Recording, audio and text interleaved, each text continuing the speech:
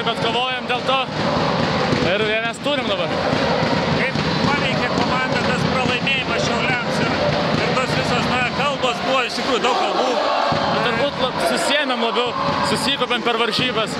Jau užsivedimas gal kitoks biški, bet turėjom ir prieš Šiaulius laimėti ir taip pat buvom nusiteikę, bet atsitiko kaip atsitiko. Tai manai, kas šiandien lėmė tą pergalę? Kokia visų pirma įtikinama pergalė? Manau, laimėjom prieš Baltus ir įgavome daugiau pasitikėjimo savimi. Tai tas irgi lėmė, nes dabar irgi pasitikėjom ir... Pačiam gavai gana daug laiko pasireikšti, kaip jautiesi, matau pavargęs. Džiaugiuosi dėl to, kad pavyko atsidaryti šį sezoną, viskas labai gerai. Labai vienu iš tų žaidėjų, kurie pelnė taškus Juventus istorijoje, kai ilgai įsimins tau šie taškai?